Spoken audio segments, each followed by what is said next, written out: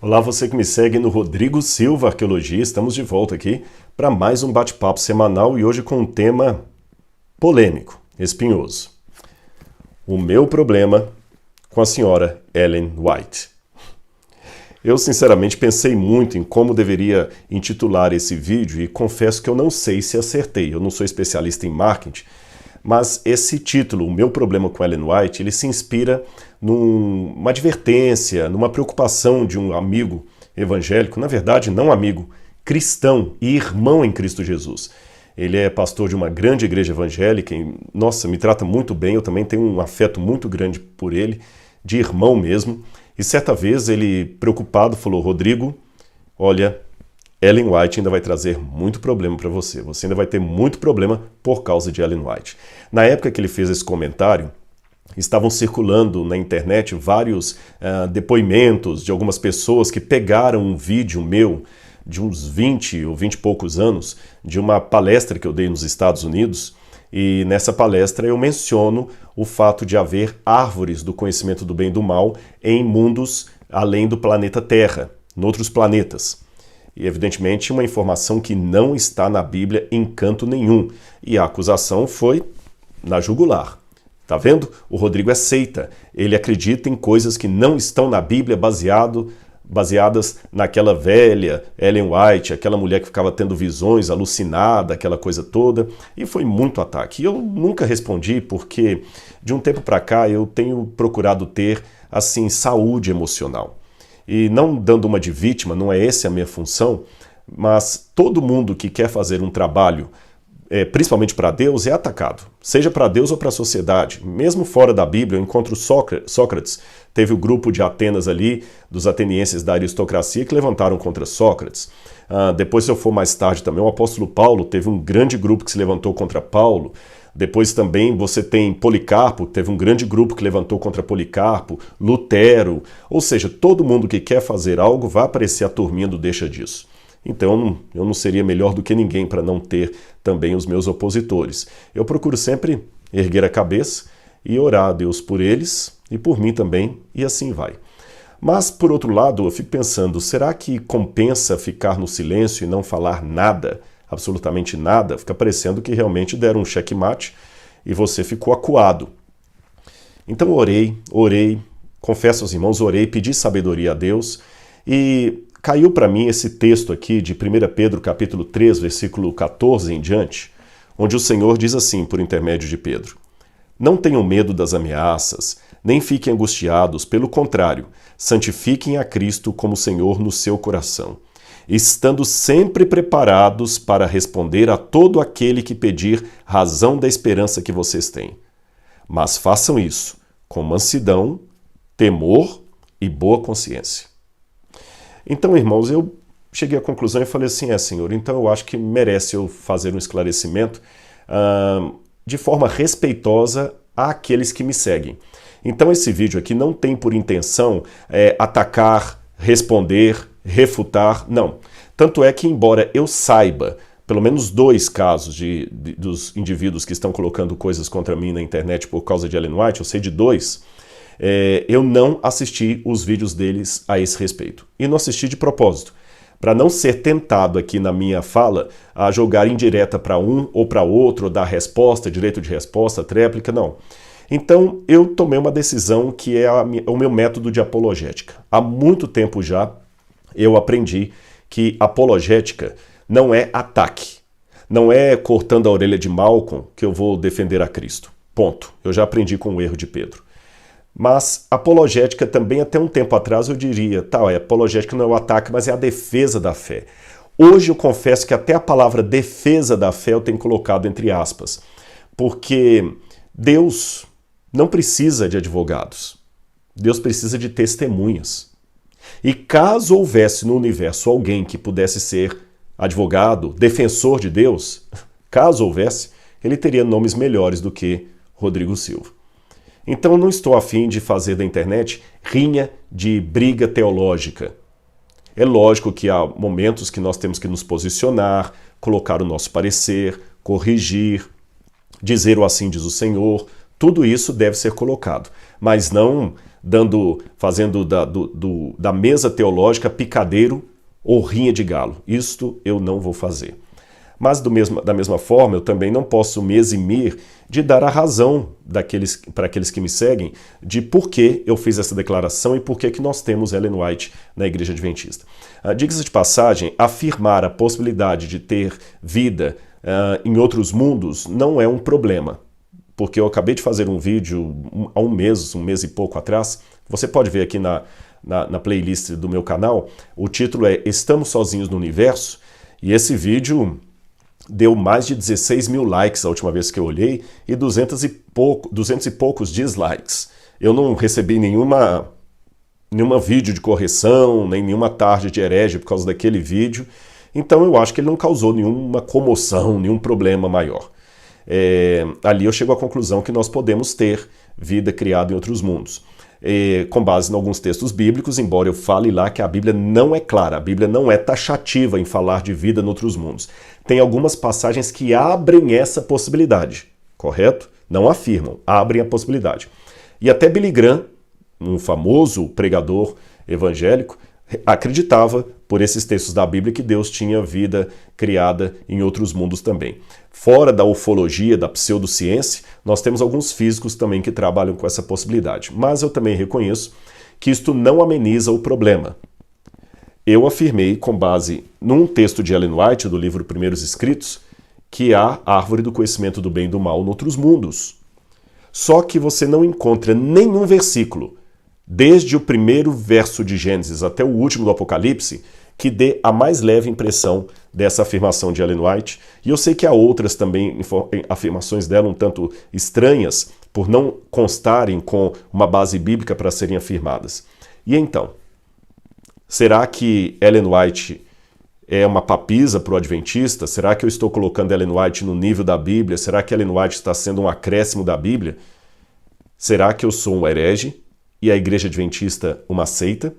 Porque se a minha igreja tem uma fonte de doutrina além da Bíblia, então ela é seita.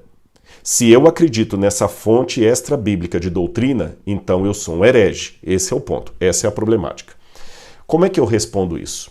Declarações de Ellen White que não estão na Bíblia, e eu acredito nelas sem dizer que ela está no nível da Bíblia. Em primeiro lugar, deixe-me apenas dizer para os irmãos que o fato de alguém dar uma informação que não está na Bíblia não o torna necessariamente antibíblico. Vamos refinar aqui o argumento mesmo na acusação. Isso aqui não é para atenuar o problema não, apenas para construir uma concatenação de ideias, está bem? Afirmar algo que não está na Bíblia não é sinônimo perfeito de ser antibíblico. Antibíblico é o seguinte, a Bíblia fala que, vamos supor que a Bíblia falasse que Abraão tinha um camelo marrom quando entrou em Canaã. Vamos supor que a Bíblia falasse isso. E eu vou e afirmo, Abraão era cavalo quando entrou em Canaã. Aí eu estou indo contra a Bíblia, porque a Bíblia falou que era camelo, eu estou falando que é cavalo. Apenas uma ilustração. A Bíblia não fala nada disso, é apenas uma ilustração. Se a Bíblia fala camelo, eu falo que é cavalo, aí eu estou indo contra a Bíblia. Agora, quando a Bíblia não fala nem uma coisa nem outra, e eu falo, Abraão chegou montado no seu animal em Canaã, eu não estou sendo necessariamente antibíblico.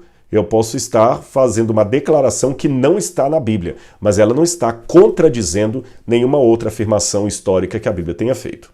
Tá bem? Isso é só para construir a concatenação de ideias, isso não é para responder ainda a problemática. Outra coisa que eu queria levar em consideração com os irmãos, lembrando que esse é o problema, Ellen White fazer afirmações de coisas que não estão na Bíblia e eu ter acreditado nela.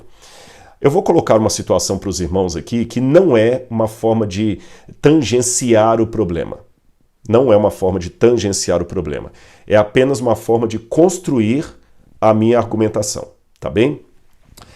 Quando eu vou para Israel e tenho a oportunidade de testemunhar de Jesus, o Messias, para um judeu religioso, não é incomum eu receber dele uma resposta ou uma resistência ou um questionamento muito parecido com esses que eu recebo sobre Ellen White. Por quê? Porque eles acusam a nós cristãos de inventarmos coisas que não estão nas escrituras judaicas originais no hebraico. E eles dão argumentações. Por exemplo, Paulo fala que a lei foi dada por ministério dos anjos. Mas se você olhar no Antigo Testamento, não fala nada de anjo ali fornecendo a lei, não tem nada disso ali. Paulo não estava vivo na época. De onde Paulo tirou essa informação? Então o judeu fala, o Paulo de vocês está acrescentando coisas que não estão na Bíblia, ele está inventando coisas. Se eu olhar a rigor e com um olhar bem honesto apenas para o texto hebraico de Isaías, só o texto hebraico de Isaías, dificilmente eu enxergo ali uma profecia de uma virgem. Existe uma possibilidade, mas não uma assertiva. Quem conhece hebraico sabe o que eu estou falando, os problemas das palavras alma e betulá em hebraico, que foram traduzidas por paternós no grego. Não quero cansar vocês com essas coisas técnicas, mas o fato é que eu vejo Isaías capítulo 7 como uma profecia de um Messias nascendo de uma virgem por causa de Mateus. Porque sem Mateus seria muito difícil eu enxergar isso apenas com o texto hebraico de Isaías. Outro detalhe, Tiago afirma que Adão caiu em pecado porque quis, foi voluntário, mas Eva foi enganada pela serpente. E a Bíblia não fala que um caiu por uma causa, outro por outro, que Eva foi enganada. Não tem isso no Antigo Testamento. Judas fala que Enoque, o sétimo depois de Adão, profetizou a volta de Jesus, vindo nas nuvens. Mas o Gênesis não fala nada dessa profecia de Enoque. De onde Judas tirou isso? Judas não estava lá. Um último exemplo. Eu creio na Trindade e na divindade de Jesus. Eu creio na Trindade. Mas eu devo confessar aos irmãos que se eu pegar apenas e tão somente de Malaquias para trás, é impossível enxergar de maneira sistemática e clara a Trindade ali no Antigo Testamento. Eu consigo ler a Trindade no Antigo Testamento a partir dos textos do Novo Testamento. E então eles falam que essas coisas que não estão claras ou tácitas no Antigo Testamento, mas só no Novo, foram invenções dos autores cristãos que deturparam as escrituras hebraicas. E alguns falam até que foi Paulo que inventou o cristianismo, que o Jesus de Paulo não é o mesmo Jesus que os apóstolos conheceram. Qual resposta você daria para o judeu se estivesse no meu lugar? E por favor, eu repito, eu não estou tangenciando, eu sei qual a problemática que eu estou respondendo de Ellen White, mas eu estou fazendo uma comparação que a mesma saia justa que eu fico para justificar Ellen White afirmando coisas que estão na Bíblia, eu tenho em relação ao judeu que faz a mesma coisa sobre Paulo, sobre Tiago, sobre Judas. Se você estivesse em Jerusalém conversando com um judeu e ele acusasse os autores do Novo Testamento de deturparem as escrituras hebraicas, colocando nos seus escritos coisas que a escritura hebraica nunca falou, que resposta você daria para o seu questionador judeu? Não adianta falar com ele, não, mas Paulo é inspirado, é palavra de Deus. Ele não vai aceitar. Ele não vai aceitar. Então, o caminho que eu tenho para argumentar a favor do Novo Testamento para esse judeu é o seguinte, e eu tenho feito isso. Antes de ficar preocupado com o que Paulo escreveu ou depois, ou o que Paulo escreveu ou deixou de escrever, se o que ele escreveu está no Antigo Testamento ou não está, a primeira pergunta que eu tenho que responder é a seguinte: Paulo era um profeta verdadeiro ou um profeta falso? Ponto. Eu estou colocando essas coisas aqui, irmãos, porque uma pergunta para ser bem feita e uma resposta para ser bem dada, com mansidão e temor, acima de tudo, não com ataque, tem que ter uma lógica. E na lógica você tem que saber o que você tem que colocar primeiro. Então a primeira pergunta que eu faço para o judeu é o seguinte: calma, vamos primeiro trabalhar se Paulo e os demais companheiros do Novo Testamento eram ou não inspirados como foram os do Antigo. Porque se eles forem falsos profetas, então já não tem mais nem o que discutir, é só rejeitá-los e ponto final. Agora, se eles forem verdadeiros profetas, eles têm autoridade para escrever isso sim. Eu, Rodrigo, não tenho, mas eles têm a partir do momento que o Senhor revela isso para eles. Eu, Rodrigo, não tenho como acrescentar que a lei foi dada por intermédio dos anjos, mas Paulo tem, porque o Senhor revelou. E ponto final. Tá certo? Bom, é assim que eu trabalho com Ellen White. O primeiro ponto que eu tenho que colocar aqui é: seria Ellen White uma profetisa verdadeira ou falsa? Esse é o primeiro ponto, irmãos. Só depois disso é que eu posso responder às afirmações estranhas dela, porque a de Paulo também para um judeu é uma afirmação estranhíssima. A de Judas também para um judeu é uma afirmação estranhíssima, que Enoque profetizou a volta de Jesus. Então como é que eu explico isso aqui? Para começo de conversa, deixe-me colocar bem claro aqui que Ellen White não é Bíblia, Ellen White não faz parte do cânon da Bíblia. Ellen White não é fonte de doutrina para os adventistas do sétimo dia. É lógico, eu não vou insultar a sua inteligência. Eu encontro, às vezes, adventistas que idolatram Ellen White. Eu encontro, sim. Tem grupinhos até fanáticos pela Ellen White. Mas, infelizmente, também na igreja tem aqueles que desprezam, menosprezam os testemunhos dela. Isso também eu acho igualmente perigoso. Mas a posição oficial da igreja adventista é essa que eu acabei de lhe apresentar aqui. Ellen White não é Bíblia, não é fonte de doutrina, não é complemento da Bíblia. Tá, Rodrigo, mas se ela não é Bíblia, mas ela está falando coisas que a Bíblia não diz e você acredita, por quê?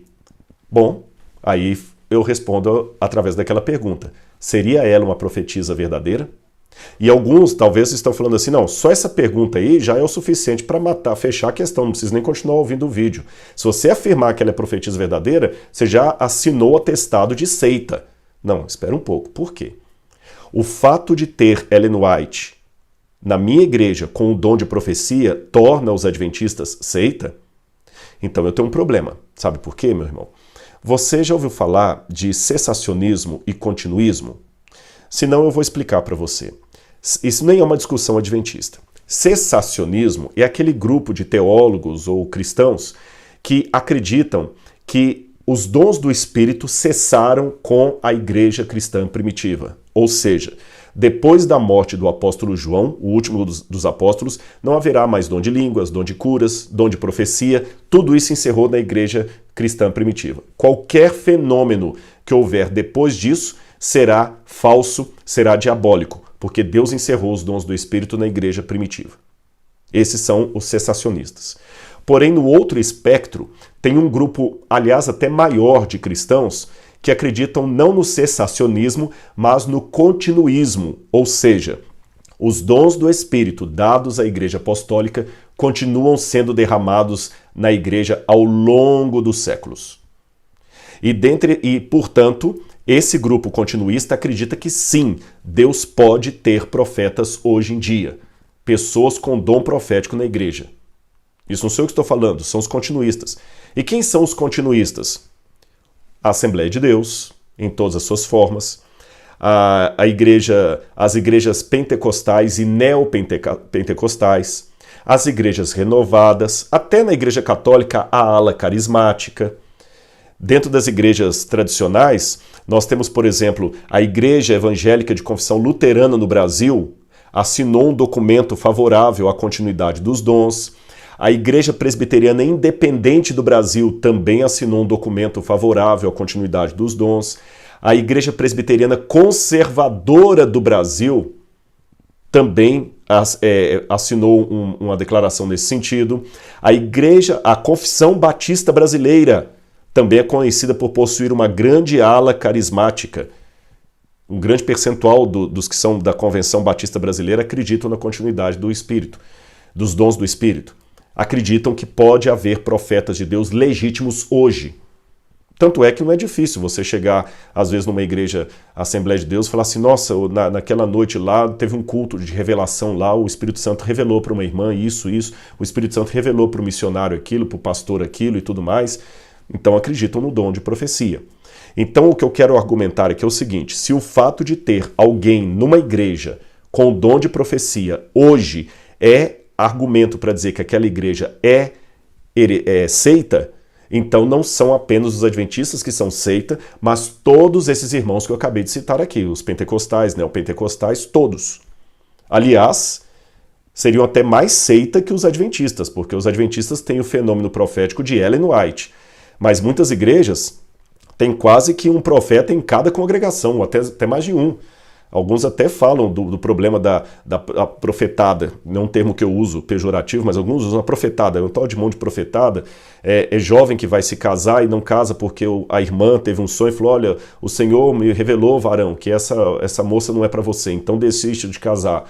Olha, o Senhor me revelou, varão, que você deve fazer isso, e o Senhor está revelando e as pessoas acreditam e vão, e nem por isso são taxadas como seitas pelos movimentos apologéticos. Aliás, me chama a atenção, eu falei que eu não assisti o vídeo, mas eu sei quem postou os vídeos.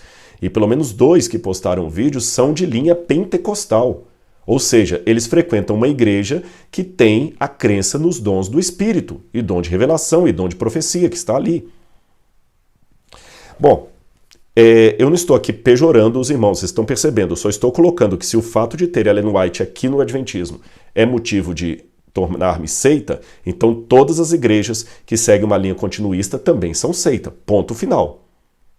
Agora, se eu trabalho com uma teologia continuista, eu tenho que abrir pelo menos a possibilidade de haver profetas no meio do povo de Deus. Então a pergunta-chave é a seguinte: Ellen White era uma profetisa verdadeira ou falsa? Porque Jesus falou em Mateus capítulo 24, versículo 4, e também em 1 João capítulo 4, verso 1, que no fim dos tempos haveriam de vir falsos profetas. Ora, se o dom de profecia tivesse terminado na igreja cristã primitiva, Jesus não alertaria contra os falsos profetas, ele alertaria contra os profetas. Acautelem-se, porque virão profetas quando Deus já não falará mais por meio de profecia. Seria assim que Jesus falaria. Mas quando ele fala, acautelem-se porque virão falsos profetas, ora, ninguém falsifica uma nota de $8, não existe. Você falsifica uma nota de $10, porque essa existe. Então, se há o falso profeta, há o profeta verdadeiro. E esses argumentos que eu estou dando aqui não são argumentos adventistas, não. São argumentos de todos que seguem uma teologia continuista. Eu só não vou falar aqui do dom de curas e do dom de línguas por questão de temática. Eu vou pedir só licença aos irmãos para ficar só com o dom de profecia, que é um dos dons do Espírito. Numa outra oportunidade eu posso falar do dom de cura, dom de línguas, tá bem? Hoje eu quero falar só do dom de profecia. Olha o que os irmãos continuistas argumentam, e eu concordo com eles. Eu notei alguns textos aqui no meu computador para ficar mais fácil ganhar tempo. Efésios 4, 11 a 13 fala assim sobre a igreja de Deus.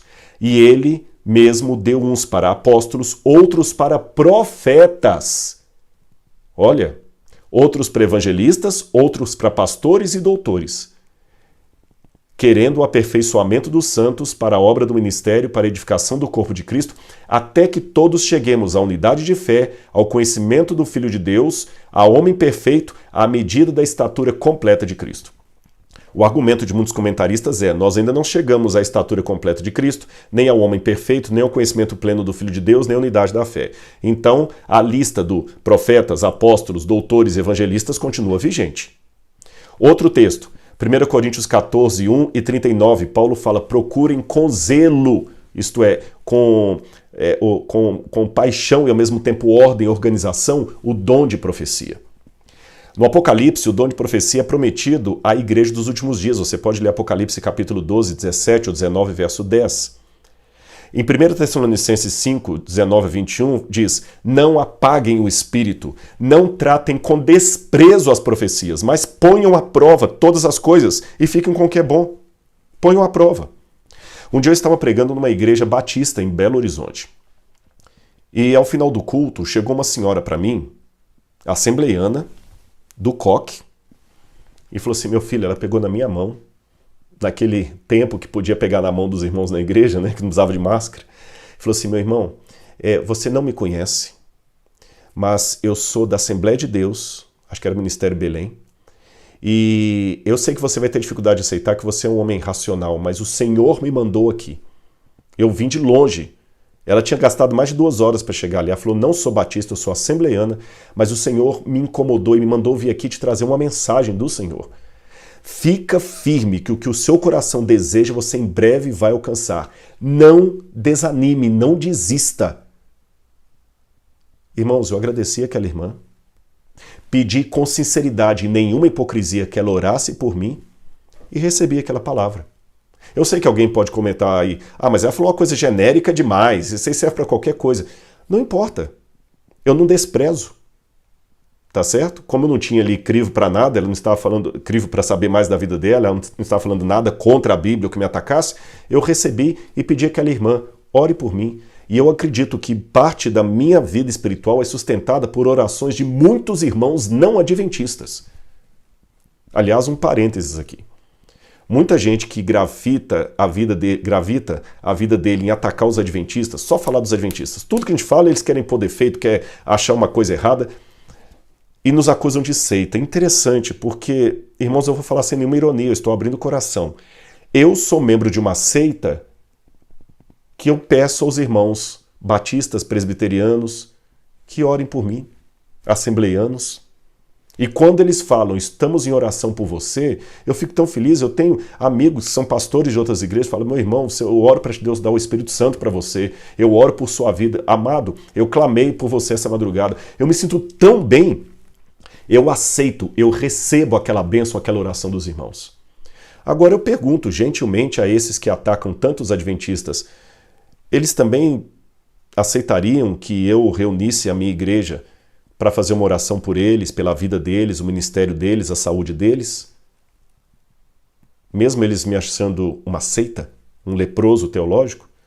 Porque eu aceito de bom grado a oração dos irmãos de outra confissão religiosa. Será que ele também aceita que eu ore por ele? Será que ele aceita a oração de alguém que ele considera herege? Bom, nós devemos abandonar a profecia? Não necessariamente. E também não devemos receber todos os profetas. O testemunho bíblico nos diz para sermos como os bereanos, que verificavam todas as coisas para ver se realmente eram assim. Então, o que eu posso dizer para vocês para não ficar muito longo esse vídeo? Em primeiro lugar, todo profeta da Bíblia, todo profeta canônico é inspirado por Deus. Tá bom? Todo profeta canônico que tem um livro na Bíblia é inspirado por Deus. Mas nem todo profeta inspirado por Deus é canônico. Nem todo mundo que Deus deu o dom de profecia, Deus ordenou escrever algo que viraria Bíblia depois. Tem vários casos. João Batista. João Batista não escreveu uma página da Bíblia. E era um homem cheio do Espírito Santo. Não escreveu uma página. Ágabo era um homem que recebeu o dom de profecia e um dia chegou para o apóstolo Paulo, que também era inspirado, e revelou para Paulo como é que Paulo seria preso e entregue aos romanos. Ágabo. E até onde eu saiba, Ágabo não escreveu nenhuma página da Bíblia. Então, o profeta canônico é inspirado por Deus, mas nem todo que é inspirado por Deus é canônico. Se hoje, através da arqueologia, eu encontrasse uma carta original escrita pelo Ágabo, eu ia dizer, isso aqui foi inspirado por Deus, mas eu não vou colocar na Bíblia, porque o cânon está fechado. Nem se eu encontrar a carta de Paulo aos Laodicenses que está perdida, eu vou acrescentar no cânon. Qual a diferença, Rodrigo, de um profeta canônico para o não canônico? É que o profeta canônico recebe a incumbência de Deus de escrever algo que será fonte de doutrina. O não canônico, não. Agora, a inspiração é a mesma. Ágabo não foi menos inspirado do que o apóstolo Paulo quando escreveu 1 Coríntios 13. Quando Ágabo revelou para Paulo o modo como ele seria morto, Ágabo foi igualmente inspirado por Deus. Ele foi tão inspirado por Deus quanto Isaías, quanto Jeremias, Daniel. Só que a função da inspiração dele era diferente. Ele foi inspirado pelo Espírito Santo apenas para dar um alerta para Paulo, um conforto para Paulo, mas não para escrever Bíblia. Deus sabe o que faz. Alguns ele escolheu para escrever Bíblia, outros apenas para animar a igreja. E profecia não é sempre prever o futuro. Há profetas que não falaram nada do futuro. Há profetas que às vezes podem até cometer equívocos pequenos, nada que atrapalhe a vontade de Deus. Mas, por exemplo, Natã, um dia Davi chegou para Natã e falou, quero construir o templo, aquela coisa toda. O que Natã falou? Tudo que você fizer, Davi, o Senhor vai fazer prosperar nas tuas mãos. Davi, amém. Quando Natã chegou em casa, o Espírito Santo tomou Natã e falou, volta amanhã que você errou. Eu não falei para você falar isso? Aí Natã falou, olha, Davi, o Senhor não quer que você construa o templo. Então até o profeta pode se equivocar, tá bem? Então hoje, quais as características que eu poderia falar de um verdadeiro profeta para dizer que ele realmente tem o dom de profecia de Deus? Isaías 8, verso 20 diz que esse profeta tem que falar em harmonia com a lei e os profetas. Ele não pode contradizer a Bíblia Sagrada. Segundo, e detalhe, uma notinha de rodapé. Alguns vão querer colocar aí, mas Ellen White contradiz a Bíblia Sagrada quando ela ensina isso, quando ela ensina aquilo. Ela não está contradizendo, ela está contradizendo a sua interpretação da Bíblia Sagrada. É diferente. Tá certo? Às vezes você tem uma interpretação da Bíblia, por exemplo, sei lá, qualquer uma. Vamos supor que você tem uma interpretação da Bíblia que o cânon, com o fechamento do cânon bíblico, Deus não tem mais profetas depois. Aí ela fala que tem. Ela não está contradizendo a Bíblia, ela está contradizendo a sua interpretação da Bíblia. Há outros teólogos que também discordam de você. Percebe? Outra coisa, ela fazer uma declaração que não está na Bíblia não é necessariamente contra a Bíblia. Porque a Bíblia contém preste atenção nisso, a Bíblia contém todas as verdades doutrinárias. Mas há verdades não doutrinárias que podem estar fora da Bíblia. Por exemplo, como Pedro morreu, crucificado de cabeça para baixo. Como Paulo morreu, degolado. Onde a Bíblia fala isso? Em lugar nenhum. Em lugar nenhum. E a interpretação posterior que me diz isso. Eu acredito que é verdade, que Pedro morreu crucificado de cabeça para baixo e Paulo degolado. É uma verdade que não está na Bíblia, mas não é uma verdade, como eu diria, doutrinária. Eu não vou tirar uma doutrina da morte de Pedro ou da morte de Paulo. Percebeu? Não posso usar esse argumento aí para doutrina. É uma informação que não está na Bíblia, mas eu não posso usar como doutrina. Bom, continuando. Deuteronômio 18, 22, Jeremias 28, verso 9, fala do cumprimento profético. Ainda que haja profecias condicionais, Deus falou que ia destruir os ninivitas e depois voltou atrás. Quando um profeta fala assim diz o Senhor, tem que cumprir. Outro ponto, 1 João 4, verso 2, Cristologia. O profeta não pode desmentir a divindade e a humanidade de Jesus. Mateus 7, verso 2, pelos seus frutos conhecereis. Quais são os frutos que o ministério desse profeta deixou? A natureza prática das mensagens dele, o reconhecimento dos contemporâneos do testemunho dele ou dela, a absoluta certeza de certas mensagens, elementos físicos que podem ou não acompanhar a visão, a capacidade de influenciar até os de fora. Então, com isso colocado, eu vou mostrar para vocês algumas coisas de Ellen White que fizeram bem a minha vida. Tá certo? Repito, não são doutrina, mas fizeram bem a minha vida. Exemplo, Ellen White, em 1890, ela começou a escrever que Deus, e tudo que ela falava assim, o Senhor me mostrou. E quando as pessoas pediam mais explicação, ela dizia, eu não sei, o Senhor me mostrou. Pesquisem, investiguem, eu só estou falando o que Deus mandou. Ela começou a falar do problema da poluição, que a poluição ia tomar conta de tal maneira do mundo que as cidades se tornariam com um ar tão contaminado que seria impossível viver nos grandes centros. As pessoas teriam que abandonar os grandes centros aos poucos, porque o ar estaria muito contaminado e traria problemas assim, assim, assim. Aí você pode falar, Rodrigo, mas você não precisa ser profeta, basta assistir o Jornal Nacional. Isto hoje. Mas quando Ellen White escreveu isto, ninguém tinha escrito nenhuma linha sobre poluição. Na verdade, você pode até fazer uma pesquisa aí. O primeiro livro a falar de poluição e ecologia foi um livro de Rachel Carson, escrito na década de 1930, acho que é a Primavera Dourada. E nesse livro de Rachel Carson, ela fala pela primeira vez em poluição e problemas ecológicos. Ninguém tinha dito nada sobre isso antes. Tanto é que Rachel Carson é considerada pioneira para alertar o mundo sobre poluição. Só que, curiosamente, eu entro nos livros de Ellen White, quase 60 anos antes, e Ellen White já falava muitas coisas que eu vejo depois nos livros de Rachel Carson. Outro exemplo, nós temos um professor, Clive McKay, que era professor de nutrição da Universidade de Cornell, e ele estudou Ellen White, não adventista, e ele ficou tão admirado com o que Ellen White escreveu no século XIX sobre nutrição, que ele tinha coragem de colocar os textos de Ellen White em notas de rodapé de livros e artigos, e ele até deu essa declaração. Os escritos de Ellen G. White têm sido citados porque eles provêm um guia de nutrição que compreende o corpo todo. Ele não era adventista. Outro exemplo que eu vou dar para vocês, tem muitos, eu só estou dando uns dois só.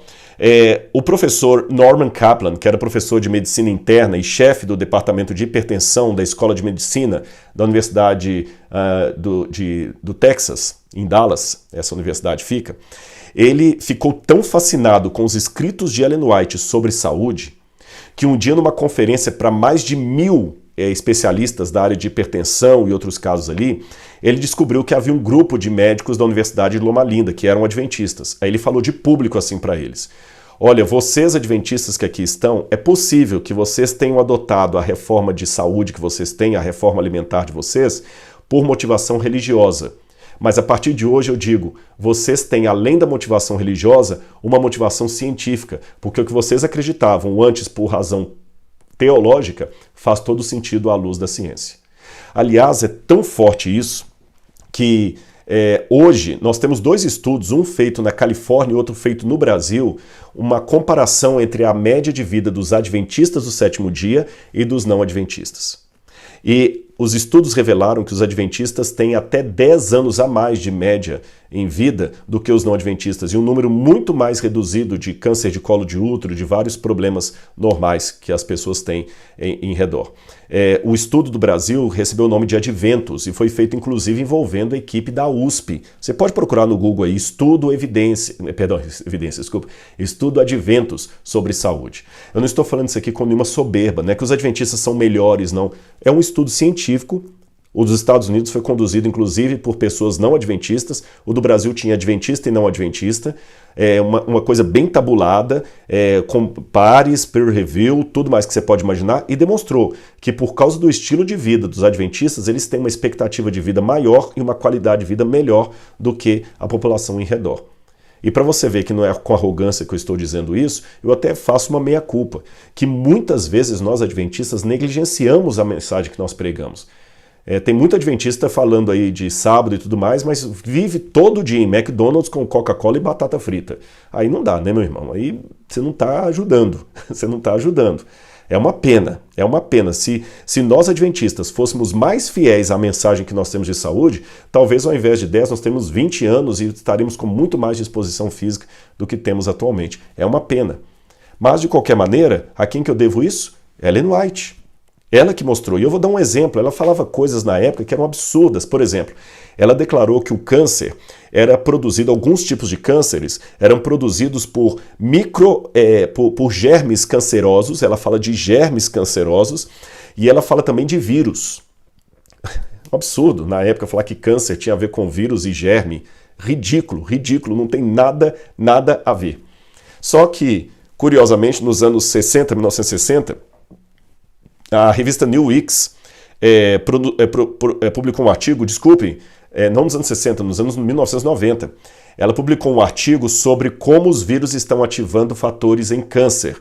E o Dr. Wendell Stanley, da Universidade da Califórnia, virologista e ganhador do Prêmio Nobel, ele falou que hoje há muitos cânceres que são produzidos por vírus. E ele, entre parênteses, fala o seguinte: alguns vírus são germes minúsculos.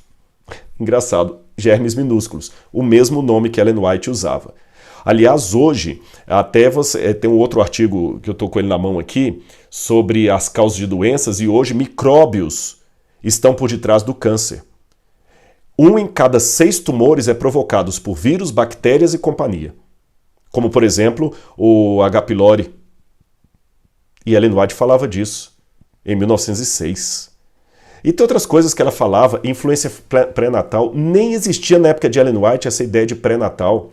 Hoje tem muitos especialistas que falam do psiquismo pré-natal, da psicologia intrauterina, que a mãe tem que conversar com o bebê. Você sabia que hoje tem estudos, mas muito recentes, que o feto na barriga da mãe, ele consegue ter sentimento, ele dorme, ele acorda, ele sonha, ele ri. Até sabor ele tem. Não me pergunte como, porque ele não alimenta pela boca. Tem sensações. É muito importante hoje, pergunte aos especialistas, que a mãe converse com o bebê ainda na barriga. Só que isso é uma descoberta recente. Freud não tinha nem nascido, nem se falava em inconsciente, quando Ellen White falava no Ciência do Bom Viver, isso em 1800 e bolinha, que as mães deveriam ensinar para os filhos ainda dentro da barriga, que o carinho da mãe, o apetite da mãe, as paixões, o desperdício de energia passa para a criança, e muitos dos problemas de personalidade e caráter começaram no útero. Então que a mãe deveria realmente orar com a criança, conversar com a criança. Tem um livro dela chamado Mente, Caráter e Personalidade, que ela fala da mente humana de uma forma que só vou encontrar depois em Freud, Kinsey e outros tipos de autores, muitos deles infelizmente ateus, né? A luz solar matando bactérias. Quando uma época que o pessoal ensinava que todo mundo tinha que estar fechado quando tinha tuberculose, Ellen White falava: o senhor me mostrou que não, que tem que abrir as janelas e deixar o sol entrar para matar as bactérias. Todo mundo riu dela. Nossa, gente, estão mais de 200 casos de Ellen White que ela falou de coisas que Deus afirmou e que a medicina foi confirmar 60 anos depois. Na arqueologia eu já encontrei coisas que em 98, quando a gente estava escavando em Israel, um achado arqueológico lá, que mudou a maneira de entender a conquista de Davi em Jerusalém, e quando eu cheguei em casa fui abrir o livro Patriarcas e Profetas, igualzinho Ellen White descreve, tanto que Albright, que é o pai da arqueologia moderna, da siriologia pelo menos, Albright que não era adventista, que nem era um homem muito religioso, ele era um humanista, ele reconheceu Ellen White como um dos 5 possíveis profetas de Deus nos últimos 250 anos. E, poxa, tinha muito mais coisa que eu podia fazer em educação, o tanto de coisa que ela escreveu sobre educação, que até viraram teses. Então, meus amigos, Ellen White me trouxe muita coisa boa, de saúde, de educação, conselhos maravilhosos. Eu tenho uma saúde muito boa hoje, graças aos conselhos de Ellen White. Então, para que fique bem claro, como é que ela sabia esses conselhos de medicina muito antes? Como é que ela sabia esses conselhos de educação muito antes de Piaget, muito antes desse pessoal todo? Ela dava uma resposta. O Senhor me mostrou. Ora, se Deus mostrou para Ellen White coisas tão fortes que a ciência foi descobrir 60 anos depois, por que Ele não pode mostrar para ela como é a vida em outros planetas? Entenderam?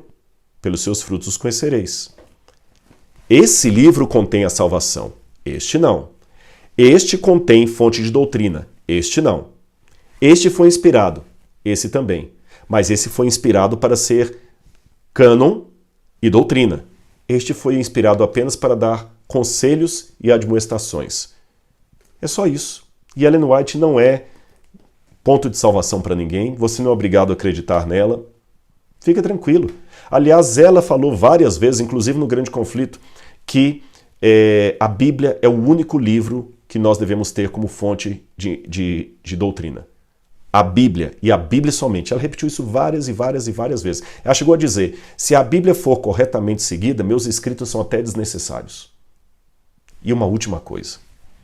Com a graça de Deus, hoje eu sou bem-vindo em muitas igrejas. Já preguei em igreja presbiteriana, batista, Assembleia de Deus, de vários ministérios. E nunca tive uma porta fechada depois que eu saí, ou uma reclamação, decepção, ele veio aqui e arrebanhou todo mundo. Não, não.